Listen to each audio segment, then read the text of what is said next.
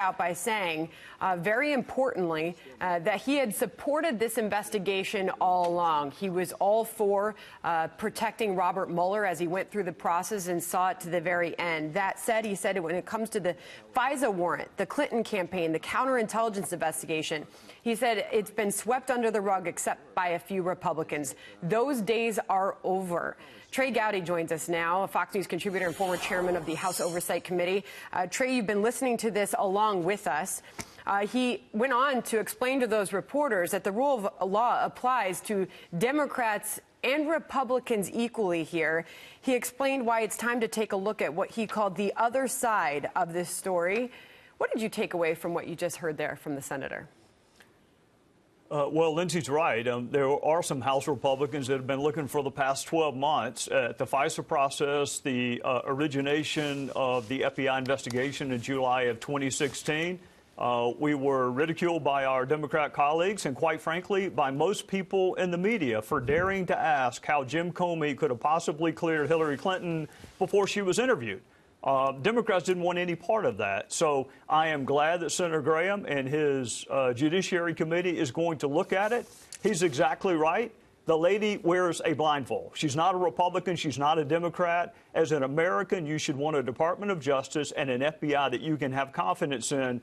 But, Sandra, if anyone listening to that press conference wants to know why so many of my fellow citizens have so little confidence in the media, after 2 years and finding no evidence of conspiracy or coordination, the first three questions were not about that. They weren't about the origin of the investigation. It was about obstruction of justice. Not one question.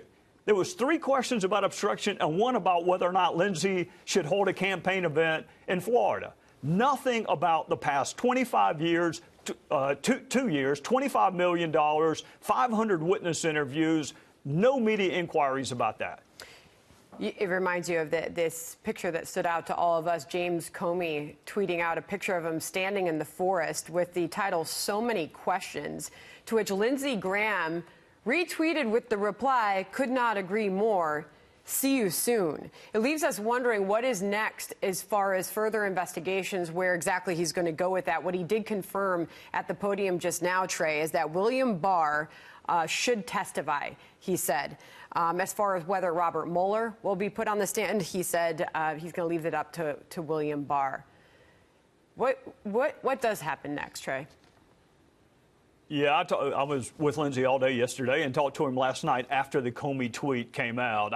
Somebody needs to take Comey's Twitter account away from him. Someone who hates the president as much as he does, and the president is cleared on even a scintilla of evidence of collusion with the Russians. Keep in mind, Sandra, the Barr letter said despite multiple offers by the Russians, entreats into the Trump campaign, they still didn't do it, and Comey is not satisfied. Lindsay's going to bring Comey. I'm sure he's going to bring Barr. Where I disagree a little bit with Lindsay is on whether or not this report should be made public. The Department of Justice answers true-false questions. Should you be indicted? Should you not be indicted? They don't write reports about other misconduct that doesn't rise to the criminal level, and they don't do Oppo research on people that we don't like. That's part of how we got where we are now, is the FBI and the DOJ were given Oppo research by Fusion GPS. To then allow Adam Schiff and Swalwell and he's got so many questions, and Castro. Yeah, so Trey Gowdy, I have to leave it there. I want to get to Brett Hume. Trey Gowdy, thank you for standing by through that with us.